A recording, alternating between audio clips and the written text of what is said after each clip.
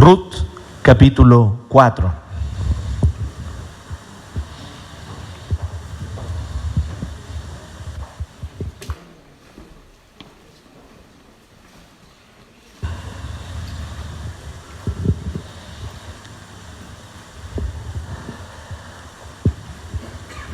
Este es el final, es la conclusión de la historia de Ruth. Es un libro breve, es un libro corto. Y yo quiero desafiarlo a que usted después en la semana lo lea en su casa, lo estudie, confirme, como los hermanos de Berea, dice el libro de Hechos, ahí confirme si realmente es así lo que hoy día vamos a exponer, ¿cierto? Aquí en Ruth 4. Y mire, vamos a leer el capítulo entero, ¿ya? Entonces miremos lo que dice aquí Ruth 4, el capítulo completo. Booz, por su parte, subió hasta la puerta de la ciudad y se sentó allí. En eso pasó el pariente redentor que él había mencionado. Ven acá, amigo mío, y siéntate, le dijo Booz. El hombre fue y se sentó. Entonces Booz llamó a 10 de los ancianos de la ciudad y les dijo: siéntense aquí. Y ellos se sentaron. Booz le dijo al pariente redentor: Noemí, que ha regresado de la tierra de Moab, está vendiendo el terreno que perteneció a nuestro hermano Elimelec. Consideré que debía informarte del asunto y sugerirte que lo compres en presencia de estos testigos y de los ancianos de mi pueblo. Si vas a redimir el terreno, hazlo. Pero si no vas a redimirlo, házmelo saber, para que yo lo sepa, porque ningún otro tiene el derecho de redimirlo sino tú, y después de ti yo tengo ese derecho. Yo lo redimo, le contestó. Pero Booz le aclaró: el día que adquieras el terreno de Noemí, adquieres también a Ruth, la moabita, viuda del difunto, a fin de conservar su nombre junto con su heredad. Entonces no puedo redimirlo, respondió el pariente redentor, porque podría perjudicar mi propia herencia.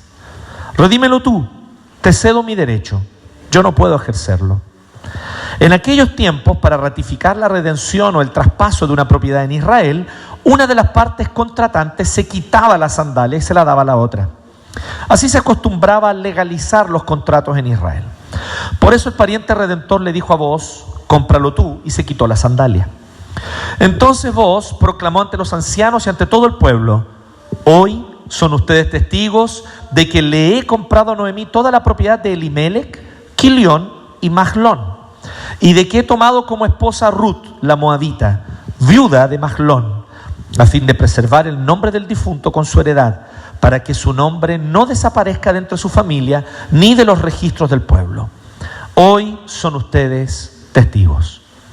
Los ancianos y todos los que estaban en la puerta respondieron: somos testigos. Que el Señor haga que la mujer que va a formar parte de tu hogar sea como Raquel y Lea, quienes juntas edificaron el pueblo de Israel.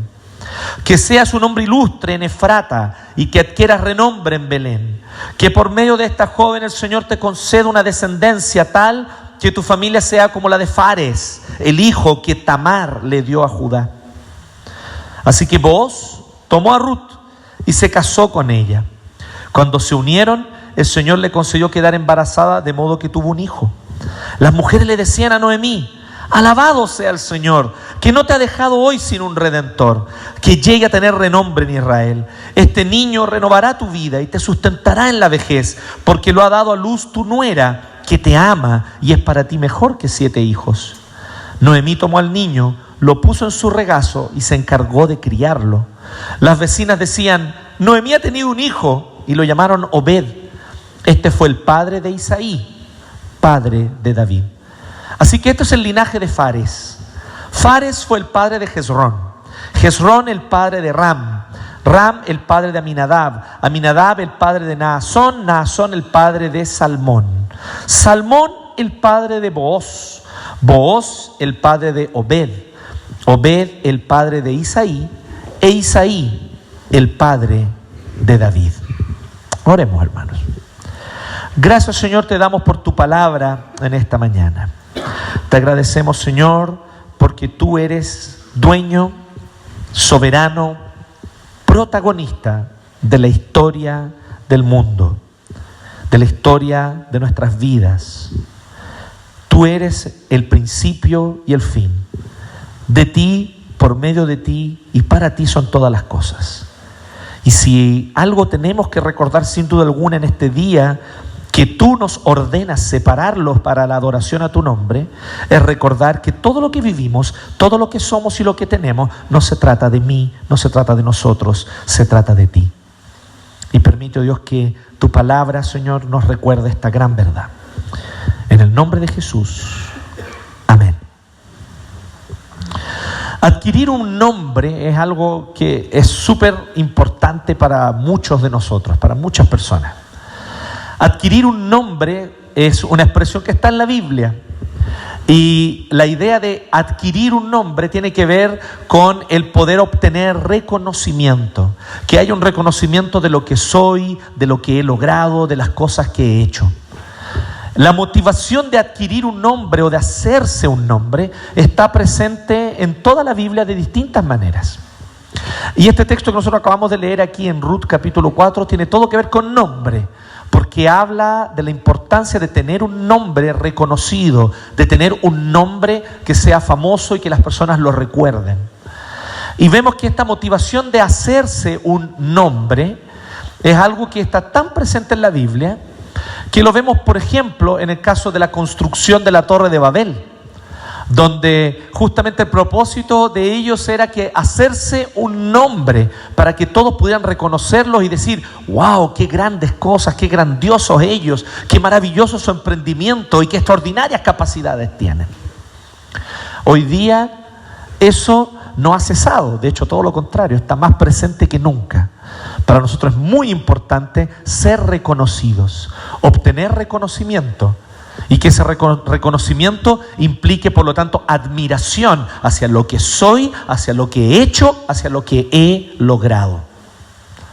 Con ese propósito, muchos se levantan en la mañana y desarrollan sus quehaceres. Con ese propósito, muchos deciden una carrera para entonces estudiar en la universidad y obtener un título. Con ese propósito, muchos rechazan ciertas ofertas de trabajo, pero aceptan otras, porque hay una idea y un objetivo final de ser reconocidos como personas emprendedoras, como personas capaces, como personas valientes, como personas que tienen extraordinarias capacidades. Esto es muy importante. Lo interesante, sin embargo, de esto es que la Biblia nos enseña vez tras vez que el afán por hacerse un nombre generalmente sale el tiro por la culata. Generalmente se logra todo lo contrario de lo que uno espera. Tal fue el caso de los que construyeron la Torre de Babel. Construyen la Torre de Babel y ahí quedó la torre a medio terminar, y se van todos a distintos lugares porque el Señor lo ejecutó de esa manera.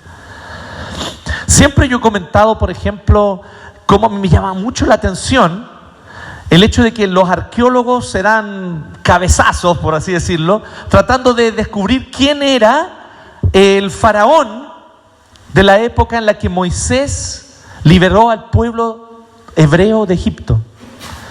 Y yo sé que hay muchas teorías, Ramsés II en realidad muy probablemente, o algún otro de los nombres de los faraones, y tratan de descubrir quién habrá sido este faraón, pero no hay certeza. Su nombre quedó en el olvido, y era el hombre más poderoso del mayor imperio de su época. ¿Usted se ha preguntado, por ejemplo, quién era el rey de Ur de los caldeos cuando Abraham dejó Ur para obedecer al Señor? ¿Se ha preguntado eso usted? ¿Quién habrá sido ese rey? ¿Cómo se llamaba? No tenemos idea. Pero todos conocemos a Abraham. Es el patriarca de 3 de las mayores religiones del mundo: del cristianismo, del judaísmo y del islamismo. Todos sabemos quién es Abraham. ¿Por qué? Porque él no buscó hacerse un nombre según los parámetros de fama, fortuna, emprendimiento y capacidades de su época. Él fue contra la corriente. Él abandonó la próspera ciudad de Ur de los Caldeos para ir a una tierra que él ni siquiera sabía cuál era.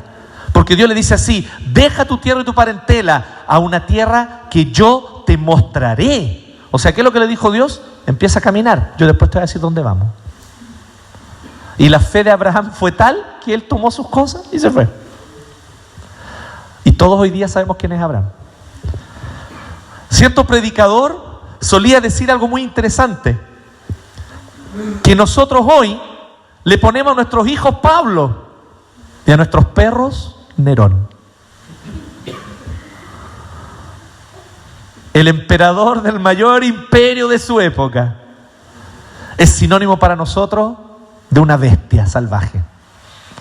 Pero si queremos honrar a nuestros hijos, les ponemos Pablo o Juan Mateo. Nombre de pescador y de recaudador de impuestos. ¡Qué mezcla, eh! ¡Qué mezcla! Bueno, Ruth, después usted podrá repasar, pero Ruth era una moabita, no pertenecía al pueblo del pacto. Había una expresa orden, un expreso mandato para los hijos de Israel de no casarse con mujeres extranjeras. No era un aspecto o un deseo de una raza pura. El punto no era racial, el punto no era étnico, el punto era religioso. Dios les ordenó que no se casaran con mujeres de otros pueblos, porque esos pueblos eran idólatras, no servían a Jehová, no servían al Señor, y por lo tanto es lo que conocemos a la luz del Nuevo Testamento como el yugo desigual. Y Ruth, la moabita, no es judía, no es hebrea, no es de la familia del pacto, tiene un libro de la Biblia con su nombre como título. ¿Por qué? Porque efectivamente Mahlón, que es uno de los hijos de Elimelech, se casa con esta moabita y su hermano se casó con otra mujer moabita. Pero ellos mueren sin dejar descendencia, sin tener hijos. Noemí entonces, que es hebrea, que es judía, ella decide volver a su tierra, volver a habitar entre el pueblo del pacto. Para mí la imagen de este esposo de Noemí, ¿cierto?, de Elimelech, junto con sus hijos, con su esposo y con sus hijos, que se van del pueblo del Señor, se van de la tierra que el Señor les había dado para irse a vivir a otra tierra a fin de buscar justamente fama y fortuna. Para mí en este caso específico, yo sé que no todos los casos es así, pero en este caso específico, guarda relación con una especie de familia que se aparta. Entonces cuando usted piensa en Noemí, su esposo y sus hijos, piensa en una familia que le faltó fe y pasó un periodo de escasez económica. Pero el Señor había prometido a su pueblo que los sustentaría aún en medio de la escasez, y que si ellos se volvían al Señor, el Señor los iba a volver a levantar. Pero ellos, en vez de doblar sus rodillas y clamar, toman una decisión totalmente humana, probablemente como la que tomarías tú, probablemente como la que tomaría yo, y deciden apartarse del Señor para ir en busca de fama y fortuna, o para ir en busca de fortuna más bien, en medio de un pueblo idólatra. Y la tibieza de fe, porque estos eran más bien unos creyentes tibios, era tal que no tuvieron problema en darle a sus hijos esposas de un pueblo idólatra, a pesar de que la ley de Moisés lo prohibía explícitamente. Así que la historia de Ruth parte mal. ¿Usted ha escuchado esto? Si algo empieza mal, termina mal. ¿Ha conocido esa frase? Bíblicamente eso es falso, porque la gracia del Señor es más poderosa. Hay cosas que pueden partir mal, pero terminar excelente, pero no por causa de que el hombre lo resuelve. Justamente es ahí cuando las cosas van mal. Las cosas que partieron mal, porque uno se apoya en sus propias fuerzas, en su propia astucia, en su propia capacidad, esas son las cosas que parten mal. Pueden cambiar radicalmente cuando yo dejo de buscar la solución por mí mismo, mi astucia y mi sagacidad, y me entrego al Señor clamando por su misericordia para que esa misericordia actúe. Y esto es lo que ocurrió justamente con Ruth y con Noemí. Así que, resumiendo, Noemí, una mujer ya anciana, viuda, además de morir su esposo, murieron sus hijos, ella está ahí con sus nueras y ella decide volver a su tierra. Una de sus nueras decide quedarse, pero la otra, que es Ruth, le dice: no, yo voy contigo a donde tú vayas, tu pueblo será mi pueblo y tu Dios será mi Dios. Miren qué potente esto, creyentes tibios que a pesar de todo no pueden dejar de ser luz. ¿Ha conocido usted eso?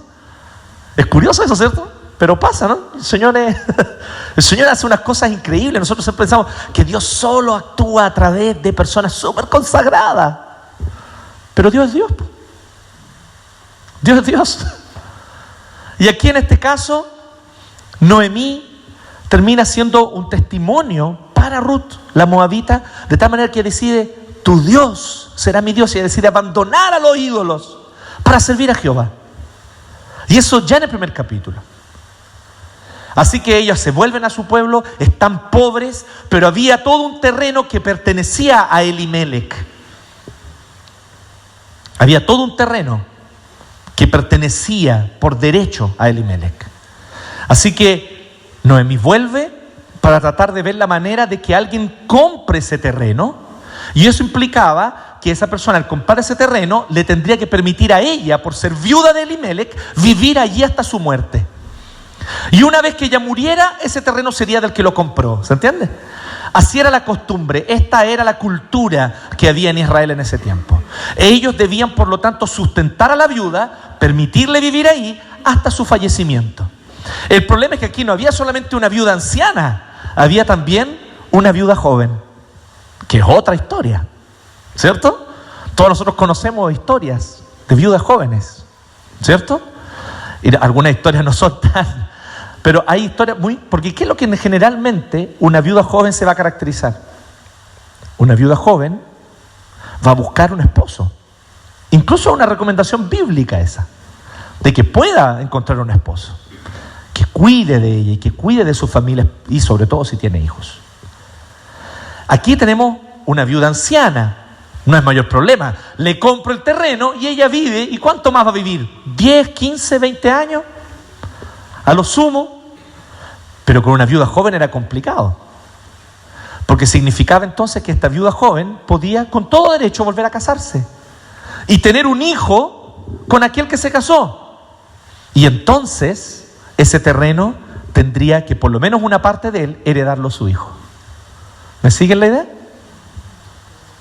Así que ahí la cosa se complicaba. Este es el contexto.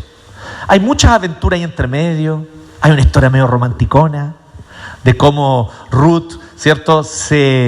Por así decirlo, vamos a decir que se enamora, ¿cierto? Pero no en el sentido hollywoodiano y moderno del enamoramiento. En un sentido mucho más profundo. Ella queda impresionada con la integridad de carácter de Booz, a pesar de que Booz era un hombre mayor.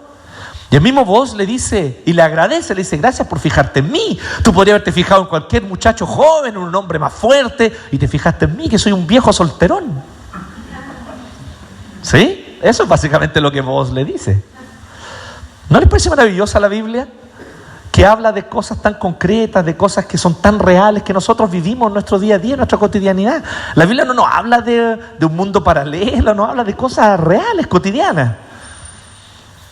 Así que lo que ocurre aquí en esta escena final es que entonces se necesita un redentor. Y Ruth de alguna manera ya se le declaró a Booz, diciendo que estaba interesada en que Booz la tomara por esposa. Y Booz está entusiasmadísimo con la idea, pero Booz es un hombre honesto y le dice a Ruth: Ruth, yo no puedo hacer esto porque hay otro que tiene la preferencia antes de mí para redimirlas a ustedes. Porque había un orden familiar, según la ley también. Así que había otro, que era otro familiar más cercano de Elimelec, que tendría el derecho a redimir. Si él renunciaba a ese derecho, entonces Booz era el siguiente y Booz podía tomar el derecho. Booz es un hombre ético. Así que él le dice la verdad a Ruth desde el inicio, y entonces él decide: pero vamos a ver cómo lo voy a resolver. Y aquí en el capítulo 4 vemos la forma como Booz resuelve esto. Ustedes lo acaban de leer. Booz fue muy inteligente en la manera como lo planteó, y de esta manera él logra no solamente redimir el campo, sino que lo más importante para vos en ese momento, ¿cierto?, que él logró tener una esposa, que fue Ruth, y no solo eso, tuvieron un hijo. Y así termina esta historia. Lo interesante de esto es que a mí me parece que en esta historia hay 4 principios fundamentales. 4 principios fundamentales. Principios con respecto a cómo nosotros dejamos de andar buscando un nombre para nosotros mismos y ponemos como prioridad el nombre de Cristo, el nombre de Dios y el reino del Señor. Aquí, en esta historia, y específicamente aquí en el capítulo 4, de aquí podemos desprender importantísimos principios. Porque esto es lo que yo quiero que nosotros nos planteemos hoy día. Y esto es lo que yo quiero que tengamos en consideración en el mensaje de hoy. Piénsalo así conmigo, te invito a pensar esto. Dios hoy se está moviendo en el mundo. Mientras nosotros estamos aquí reunidos, el Señor está ejecutando y llevando a cabo una maravillosa obra de redención, salvando vidas, redimiendo familias, sanando personas, sanando matrimonios y realmente salvando, literalmente salvando, redimiendo a miles de personas en el mundo. Mientras nosotros estamos aquí en el auditorio del Colegio Armando Dufey, rindiendo culto al Señor con toda propiedad, no hay nada absolutamente negativo en esto, todo lo contrario, tremendamente positivo. Pero mientras nosotros estamos aquí, Dios está por todo Temuco, salvando personas, redimiendo vidas, sanando corazones. Él está obrando, Él está actuando. Y toda esta historia, la historia de nuestras familias, la historia de Temuco, la historia de Chile, la historia del mundo, todo esto no son más que capítulos en una gran historia, y es la historia de Dios. Dios es el protagonista de la historia, Él es el Señor de la historia, y Él es el único digno de recibir toda gloria por todo lo que ocurre en la historia. El único. Y Él está actuando, trabajando para recibir esa gloria. Y pronto va a venir el día en el que todo ojo verá volviendo a Jesucristo en gloria y majestad. Y entonces todos entenderán que todo esto que vivimos, todo esto que ocurrió, todos los acontecimientos grandes y pequeños de la historia del universo y de la historia del mundo, tenían un solo fin y un solo propósito: manifestar a Jesucristo al final de la historia. Todo, mi hermano. ¿Usted se había puesto a pensar en eso? Nosotros tenemos que pensar de manera dualista, ¿no? Como que existe este mundo de aquí abajo, pero que Dios tiene que ver con el mundo de arriba, ¿no? Un mundo etéreo. No, mi hermano, eso no es bíblico, eso jamás la Biblia lo dice. La Biblia nos dice que Dios es Señor de todo, de cielos y tierra. Que Él creó todo, cielos y tierra, para su gloria. Y que al final de la historia Él hará todo de nuevo, nuevos cielos y nueva tierra. Todos los acontecimientos que usted lee en el diario tienen un propósito final, que tal vez en este momento no son manifiestos y no los podemos identificar claramente, pero que al final entenderemos que apuntan hacia la gloria de Dios al final de la historia. Él es el protagonista. Entonces, ¿cuál es el punto? De buscar nuestra propia fama, reconocimiento y hacernos un nombre nosotros. Es tiempo de desistir de eso y de reconocer que todo lo que soy, todo lo que tengo, todo lo que he logrado, todo lo que podría lograr, todo lo que he hecho, lo que podría hacer, todo lo que he realizado y lo que planifico para realizar, todo, absolutamente todo lo que soy, es para la gloria del Señor. Es para que Él sea glorificado, es para que Él sea reconocido, es para que Él se haga famoso. Es tiempo de reconocer que mi vida no se trata de mí mismo, mi vida se trata de Dios. Y miren qué curioso. El que pierda su vida por causa del Señor, ese la hallará. Tú que estás buscando tan desesperadamente tu propia comodidad, tú que estás tan desesperadamente día tras día buscando tu felicidad, buscando lograr cosas, buscando el reconocimiento, tú que día tras día incansablemente estás buscando cosas para ti mismo, reconocimiento para ti mismo, comodidad para ti mismo, no la vas a encontrar así. Tu vida la hallarás perdiéndola por causa de amor a Cristo, del amor a Cristo. Entregándola y derramándola para que Él se haga famoso a través de tu vida. Y tu vida hallará sentido y plenitud justamente cuando dejes, de una vez dejes de andar buscando tu propia fama, gloria, felicidad y comodidad.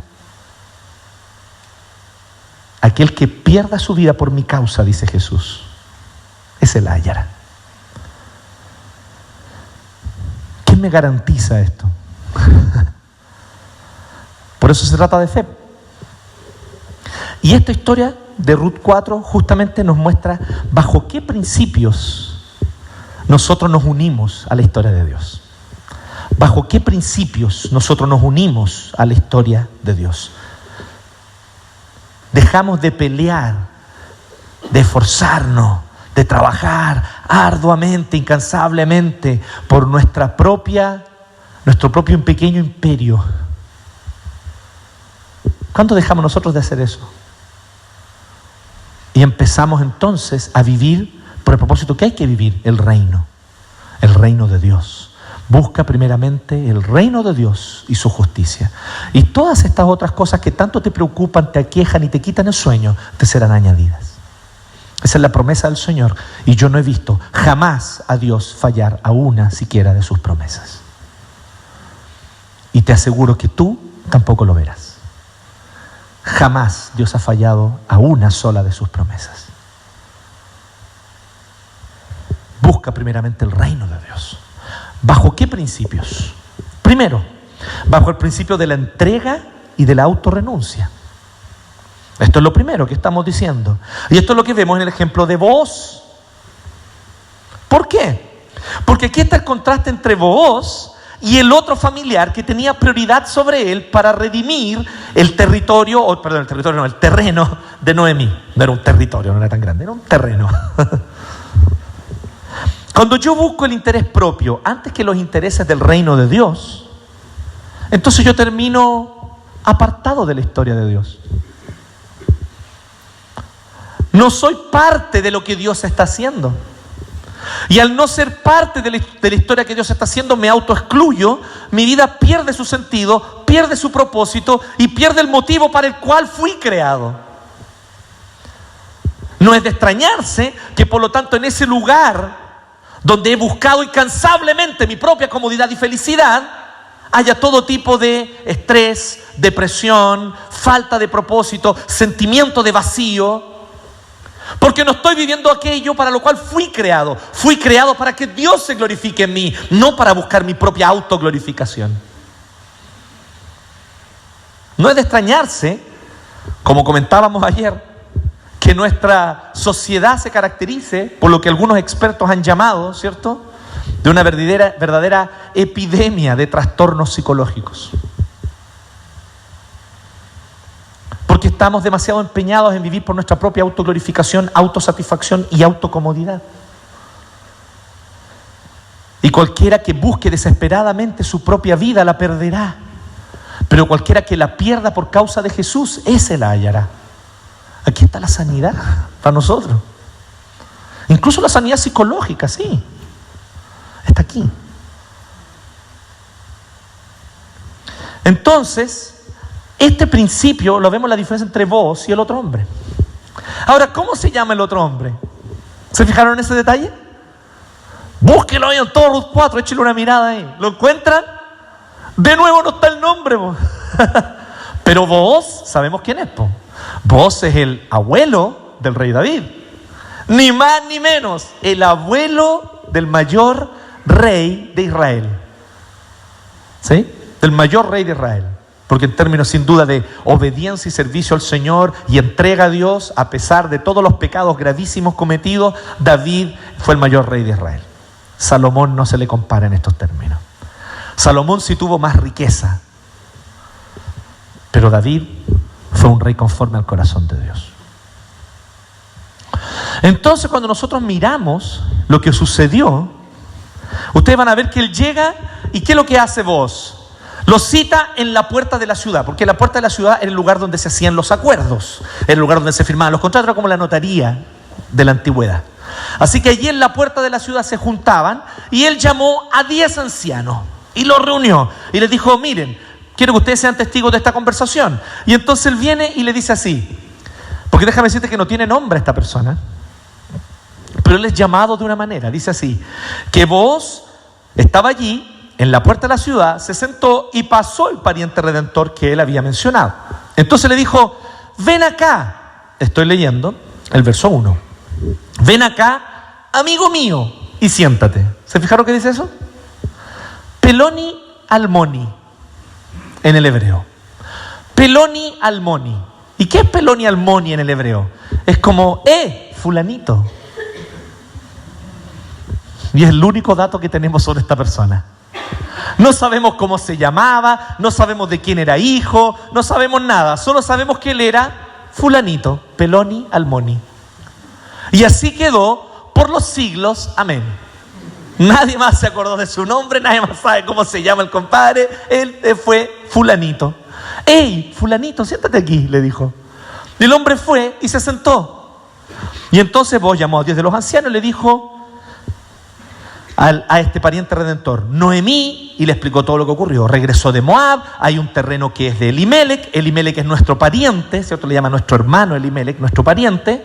Y tú tienes prioridad para adquirir su propiedad. ¿Y qué es lo que dice entonces este hombre? Bien, me conviene.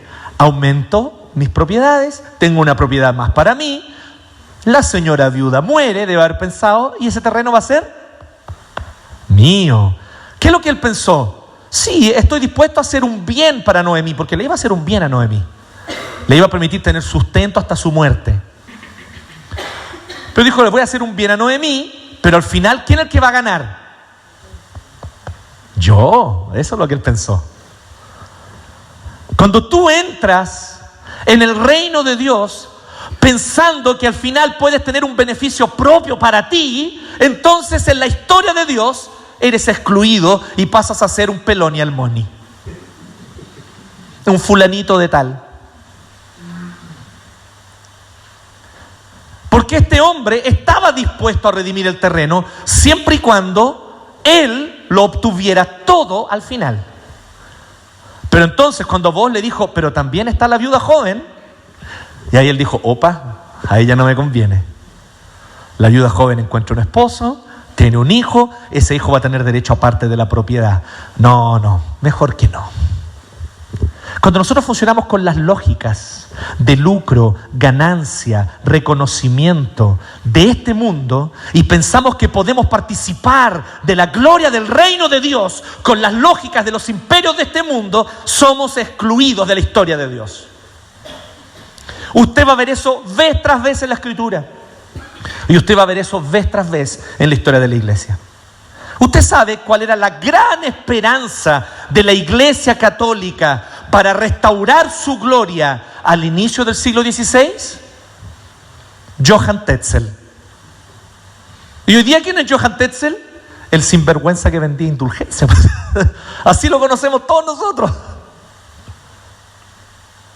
Porque él quiso con las lógicas de este mundo recuperar la gloria de la iglesia. Él dijo, lo que a la iglesia le falta es más plata. Así que voy a inventar una manera de recaudar más ofrendas para la iglesia. ¿Cuántos de nuestros consistorios contratarían a Johann Tetzel? No a Lutero. Que Lutero dijo, no, la gloria de la gracia del evangelio es suficiente. No, pero el plan de Johann Tetzel es mejor. Me pregunto yo, ¿en cuántos de nuestros presbiterios quedaríamos asombrados con Johann Tetzel y con su discurso grandilocuente de grandes cosas para Dios, pero que en realidad la motivación de su corazón, su propia gloria, su propia fama, y seguir las lógicas de los imperios mundanos? Con lógicas babilónicas no se trabaja en el reino de los cielos. La lógica babilónica no tiene lugar ni cabida en el reino de Dios. Las matemáticas de Dios son otras. Funcionan con otra lógica. Y Booz es un ejemplo de alguien que dijo, bueno, convengamos también, Booz estaba enamorado de la joven viuda de Ruth. Había quedado impresionado también él con ella. Es muy interesante la historia porque hay detalles que no nos damos cuenta nosotros por causa de nuestro desconocimiento del contexto de la época. Pero Ruth fue una mujer muy trabajadora y era una mujer que tenía una fuerza increíble. En un momento da detalles de cuánto cargó Ruth hasta la casa de Noemí y fue un peso no menor. O O sea, encima Ruth era como la mujer de Proverbios 31. ¿Sí? Emprendedora, ¿cierto? Que va y hace las cosas y tomó todo el grano con su fuerza y cargó y en fin. ¿Sí? Mujer virtuosa. Esa era Ruth y Booz se dio cuenta de eso. No olvides esto. Busca primero el reino de Dios y su justicia. Este es el primer principio. Entrega y autorrenuncia. Si quieres realmente cumplir el propósito de tu vida para el cual Dios te llamó a su reino, no busques tu propia fama, reconocimiento, lucro ni ganancia. Busca la gloria de Cristo en todo lo que haces. Y entonces hallarás tu vida. Entonces hallarás tu vida. He conocido a personas que ustedes no se imaginan lo felices que son. Son las personas más felices del mundo. Felices, felices. Y que ellos no tienen riqueza, ni fama, ni propiedades. ¿Y por qué son tan felices? Porque ellos dedicaron su vida a servir al Señor. Y uno de ellos me decía, si yo tuviera la oportunidad de vivir de nuevo, lo daría todo de nuevo. Vale la pena. ¿Dónde están nuestros ojos puestos? Ahí está la diferencia entre vos y fulanito. El segundo principio, el principio de la humildad y de la dependencia. Porque no solamente el nombre de Booz se hizo famoso. ¿Qué otro nombre se hizo muy famoso aquí? Ruth. Tan famoso que terminó siendo el nombre del libro. Ruth, la moabita, terminó teniendo su propio nombre como título de un libro de la Biblia. Eso era inesperado. Eso Moisés ni en sus más salvajes sueños se lo habría imaginado. Y Ruth justamente termina siendo la protagonista de esta historia, que no solamente es mujer en medio de una cultura patriarcal como era la cultura de la antigüedad, sino que además era una mujer extranjera y termina teniendo un libro entero con su nombre. ¿Qué ocurre aquí con Ruth? Bueno, fíjense del 9 al 12. Nos dice: entonces Booz proclamó ante los ancianos de todo el pueblo: hoy son ustedes testigos de que le he comprado a Noemí toda la propiedad de Elimelec, Quilión y Mahlón, y que he tomado como esposa a Ruth la moabita, viuda de Mahlón, a fin de preservar el nombre del difunto con su heredad, para que su nombre no desaparezca de entre su familia ni de los registros del pueblo. Hoy son ustedes testigos. Los ancianos y todos los que están en la puerta le respondieron: somos testigos. Y entonces le dice lo siguiente: miren qué extraña bendición la que estos hombres pronuncian. Porque ellos pronuncian una bendición sobre Booz y la familia que está empezando, y su bendición es esta: que el Señor haga que la mujer que va a formar parte de tu hogar sea como Raquel y Lea. ¿Quién eran Raquel y Lea? Las dos esposas de Jacob, que pasaban peleando entre sí. Y dice: quienes juntas edificaron el pueblo de Israel. Y uno dice: espérate, no lo edificaron juntas. Ellas tenían una rivalidad constante.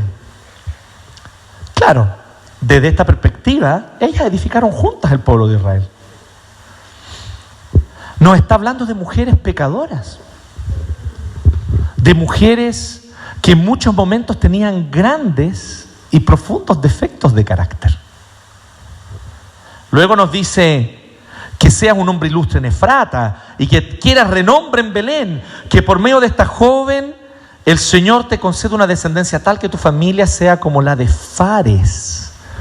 Y ahí el otro ejemplo es peor que el primero.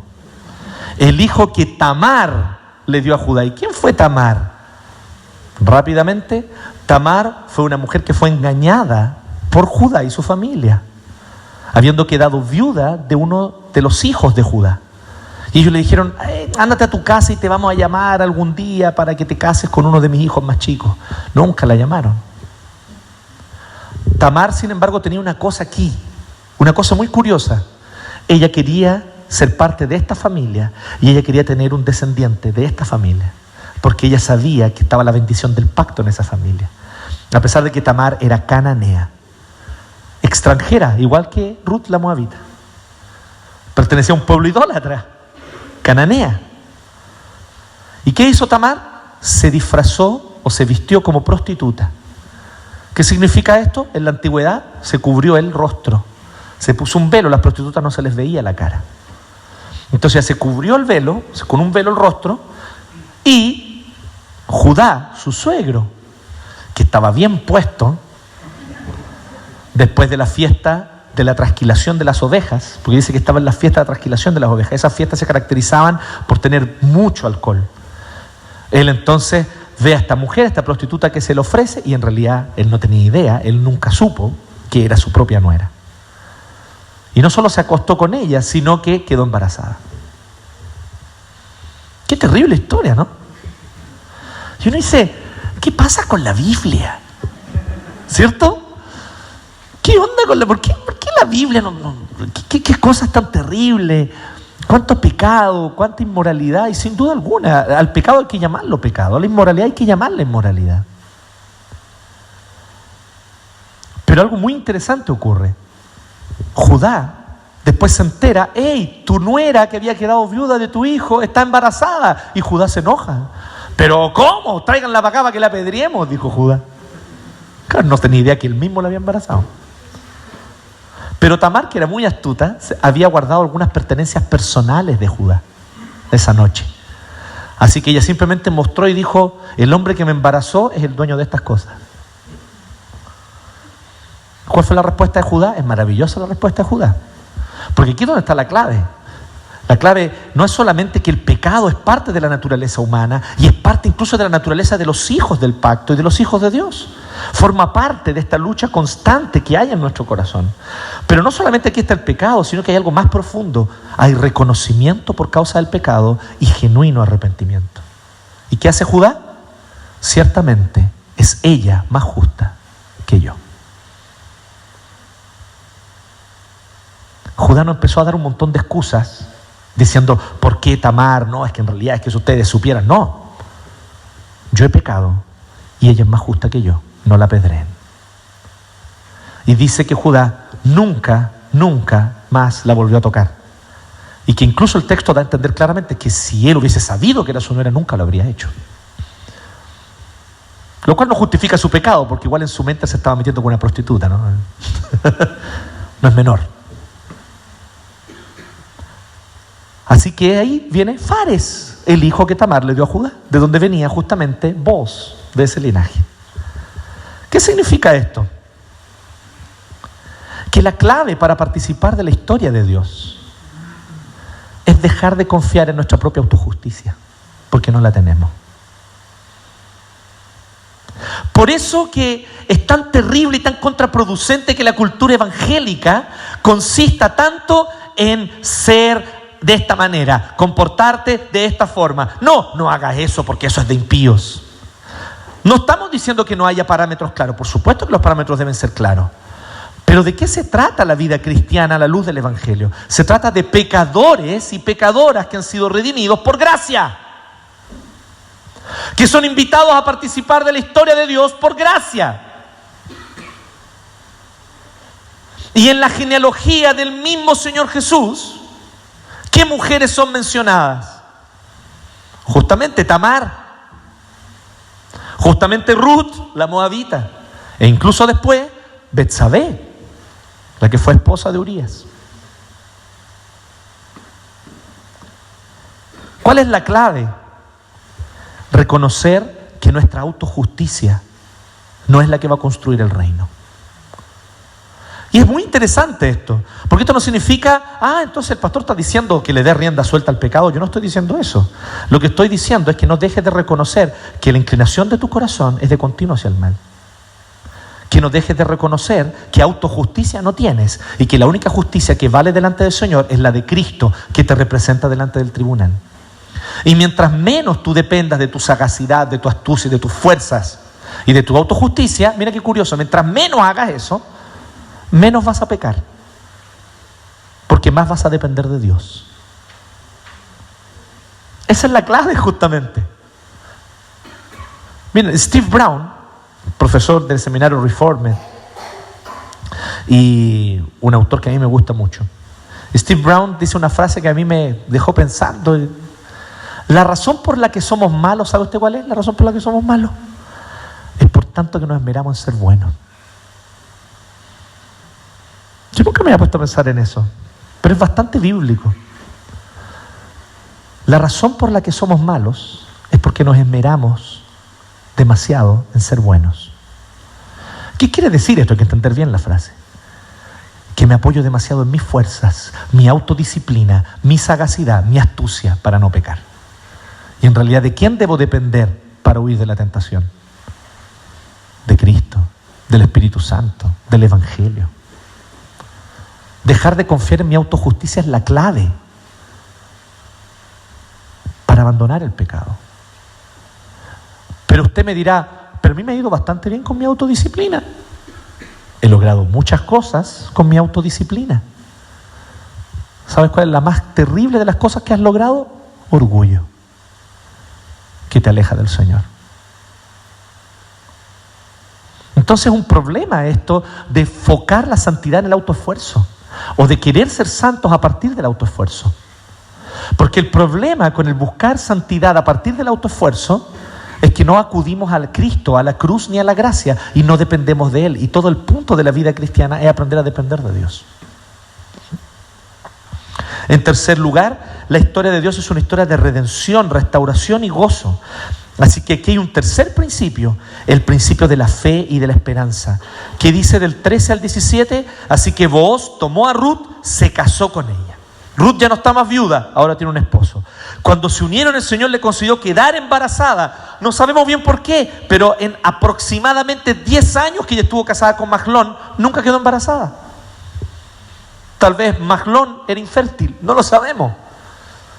Pero el plan perfecto del Señor se cumplió, porque de Booz ella tuvo un hijo, no de Mahlón. Y el Señor le concedió que era embarazada, de modo que tuvo un hijo. Las mujeres le decían, esto es lo que pasa con Ruth y con Noemí: alabado sea el Señor que no te ha dejado hoy sin un redentor que llegue a tener renombre en Israel. Este niño renovará tu vida y te sustentará en tu vejez, porque lo ha dado a luz tu nuera, que te ama y que es mejor para ti que 7 hijos. ¿Sí? Qué hermoso eso. La nuera era mejor para Noemí que 7 hijos, pero además le dio un hijo. ¿Por qué? Porque el hijo lo tuvo Ruth, pero se lo pasó a Noemí y Noemí lo crió. Noemí lo crió. ¿Qué es lo que nosotros vemos en este momento de la historia? Alegría, gozo, restauración, gracia. Y eso es a donde tenemos que apuntar. La realidad de la esperanza cristiana. El principio de la fe y de la esperanza es el tercer principio con el cual nosotros participamos de la historia de Dios. Somos parte de la historia de Dios cuando nosotros realmente no perdemos de vista que Dios es poderoso para dar vuelta a las situaciones y aquellos desastres, aquellas tragedias, Él las transforma en gozo y en alegría y en celebración para su gloria. El Señor es poderoso para hacer eso. Lo hizo con Ruth y lo hace contigo también. Así que finalmente esta historia no es una tragedia. No es una tragedia griega. No termina trágicamente. Termina con esperanza. Y déjame decirte que la historia de tu caminar con el Señor tampoco es una tragedia. Porque yo sé el fin que tengo para ustedes, dice el Señor. ¿Y cuál es el fin que el Señor tiene para nosotros? Según Jeremías 29. Es de bendición, no de maldición. Para darles a ustedes el gozo, la esperanza que ustedes esperan. Entonces nosotros participamos de la historia de Dios también cuando nosotros alimentamos nuestra fe y nuestra esperanza y no perdemos nuestra fe y nuestra esperanza. Déjame decirte una cosa que es súper importante considerar aquí. Es muy fácil caer en el cinismo. Y el cinismo es este escepticismo, esta falta de fe, esta cosa de, todo vale cualquier cosa.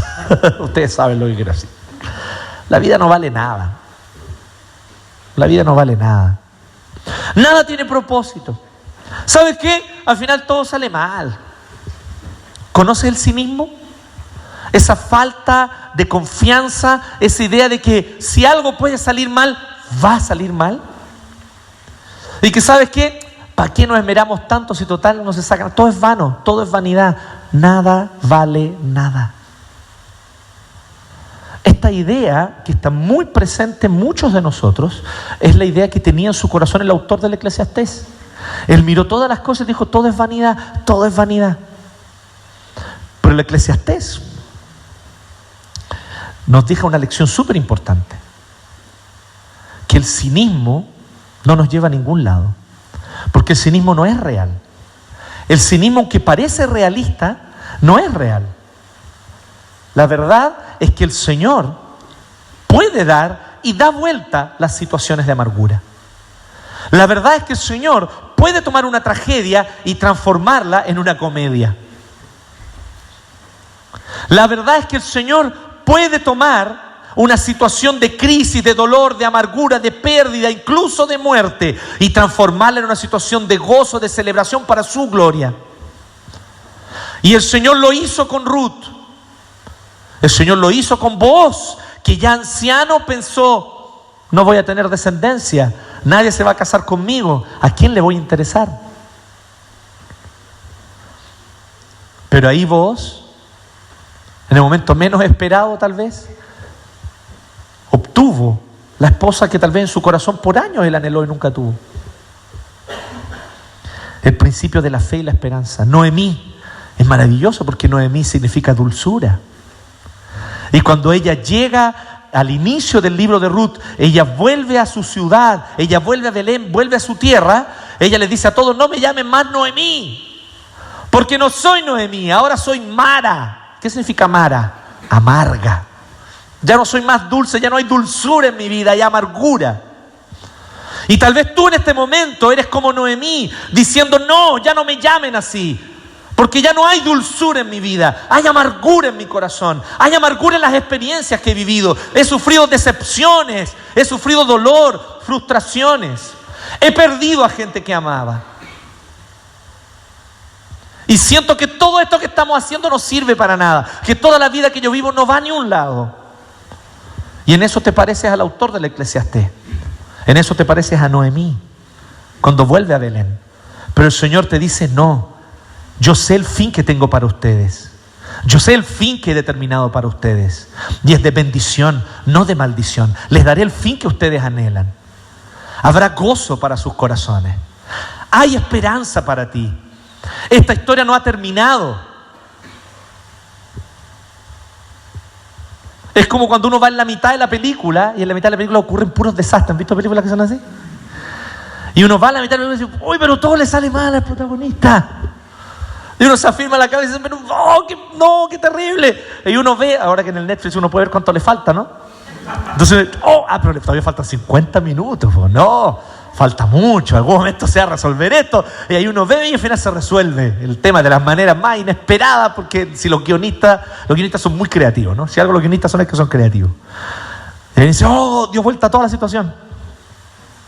Así es la historia que Dios tiene para ti, es una historia con un final feliz.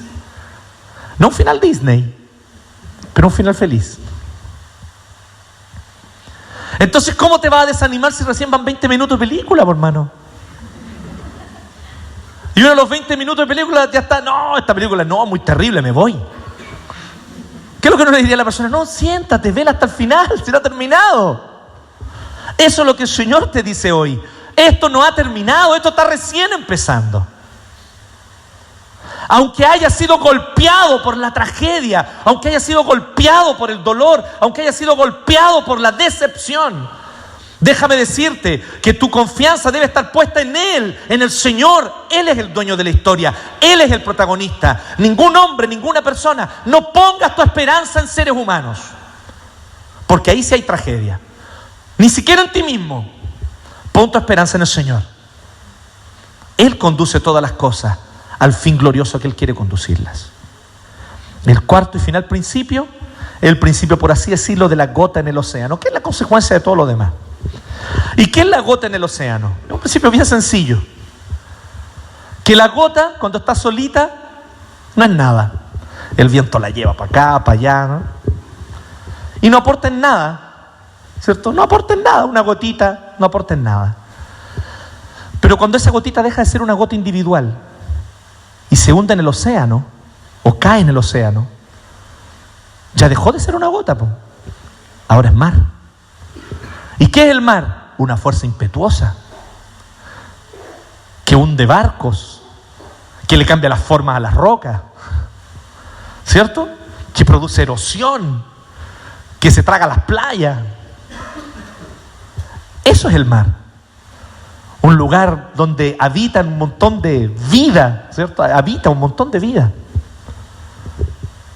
Mientras yo más me esmero en mantener mi vida, en aferrarme a lo que soy, en aferrarme a lo que tengo, mi individualidad, mis propósitos, mis metas, mi reconocimiento, mientras más me aferro, menos valor tengo. Pero mientras más me dejo entregar en los brazos de Cristo, del Señor, más mi vida tiene un propósito, porque soy menos yo y es más Él en mí. Ese es el principio de la gota en el océano. Que tú puedas ser como una gota que se derrama en el océano que es Cristo. Para tú dejar de ser tú dejar de ser tanto tú, para que tu yo muera y sea más Cristo en ti. Nuestras pequeñas historias solo cobran pleno propósito cuando se funden en la gran historia de Dios. Por lo tanto, mi hermano, la invitación es a que no desperdicies tu vida. Hablemos de cosas concretas para cerrar este tiempo. ¿De qué manera? Por causa de mi comodidad, es que a mí me cuesta, es que yo, y tanto yo. ¿De qué manera esas son las excusas por las cuales tú no estás siendo parte activa del reino de Dios? Ok, vienes aquí al culto, te levantas en la mañana y piensas que eso es un gran esfuerzo, ¿no? Sobre todo si eres millennial, porque los millennials, ellos piensan, oh, me levanté temprano el domingo en la mañana, oh, soy un héroe, piensan ellos. Ellos juran que son héroes por causa de que hicieron eso. ¿Con cuántos compartes la esperanza del Evangelio de lunes a sábado? Siquiera saben que tú eres un creyente en Cristo en tu lugar de trabajo, en tu lugar de estudio. Porque claro, llegamos aquí y esperamos, ¿cierto?, que entre los presbíteros, entre Juan, Abel y Daniel tengan la bola funcionando. Pues si para eso vengo. ¿Cierto? Obvio, entonces yo llego aquí y digo, oye, no, pero la pantalla está verde, por hermanos, cambien el cable. ¿Cierto? Pero ¿cuál es el que dice, hermano, próximo domingo yo traigo el cable nuevo? A veces son actos tan sencillos, ¿o no? Son actos tan simples, ¿cierto? Hermanos, he tenido el privilegio de ir todos los miércoles. Me desaparezco del mundo porque hay que dejar el celular afuera, apagado, todo, a la cárcel. Y si usted viera la entrega de los hermanos, la Biblia dice que al que mucho se le perdona, mucho ama, ¿cierto? ¿Quién dijo eso? Jesús mismo. Y yo he visto en acción ese principio ahí. He visto en acción ese principio, construyendo sus pequeños templos con unas tablas paradas, consiguiendo donaciones, friendo sopaipillas para vender sopaipillas dentro de la cárcel, para así tener algo de plata. ¿Para qué? Para poder comprar una alfombra nueva, porque no puede ser que no tenga alfombra el templo del Señor. ¿Y nosotros qué? Venimos acá y ya, pues, Daniel, Juan, Abel, ¿cómo es la cosa? De esa manera, hermanos, no somos parte del reino. Somos espectadores, consumidores. Y los cristianos somos buenos para criticar a los consumistas. Y tenemos razón en la crítica. El problema es que muchas veces nosotros mismos también lo somos, pues. Criticamos, uy, que la gente es tan consumista hoy en día. Uy, Señor, ten misericordia, cúbrenos con tu sangre. ¿Cierto? Pero nosotros somos consumistas y más encima somos el peor tipo de consumista, porque somos consumistas con el Evangelio, que es santo. El Evangelio no existe para tu autosatisfacción. El Evangelio existe para la gloria de Dios. Y tu vida no existe para tu autosatisfacción. Tú no fuiste creado para tu felicidad, tú fuiste creado para que Dios se glorifique. Y miren qué curioso, cuando tú vives para la gloria de Dios, eres más feliz que viviendo con cualquier otro propósito. Allí es la verdadera felicidad. Eso es lo que quiere decir Jesús, que el que pierda su vida por mi causa, ese la hallará. Entonces, ¿dónde está y quién hace trabajar la iglesia? ¿Quién levanta la iglesia? ¿Quién mueve a la iglesia? Eres tú. Eres tú el que mueve la iglesia. Son tus palabras de lunes a sábado compartiendo el evangelio con aquellos que están a tu alrededor, con tu compañero de trabajo, con tu compañero de estudio, con el vecino, incluso con tu familia, porque tal vez hay familiares tuyos que no siguen al Señor. ¿Y dónde está tu invitación a ellos a creer en Cristo? Porque allí hay propósito, allí hay nueva vida. Eres tú el que mueve la iglesia. Cuando al ver que hay algún problema, algo está faltando, pues yo me dispongo y yo lo traigo y yo lo pongo y yo lo dono y yo lo ofrendo. Así se construye la iglesia. Porque este es el reino de Dios. ¿Y qué somos todos nosotros? Gotas en el océano de Cristo. Y cuando dejo de ser menos yo, mi necesidad, mi dolor, mi angustia, es que lo que a mí me pasa, y cuando dejo de ser yo y es más el reino, el Señor, su gloria, entonces juntos construimos como un cuerpo de Cristo este reino. Ese es el desafío que el Señor nos pone. Y miren qué interesante. Ruth capítulo 4 nos sirve básicamente, si se va a llevar algo, llévese esto. Ruth capítulo 4 nos sirve básicamente para recordar este principio. Busca primeramente el reino de Dios y su justicia. Y todo lo demás será añadido. Amén. Oremos.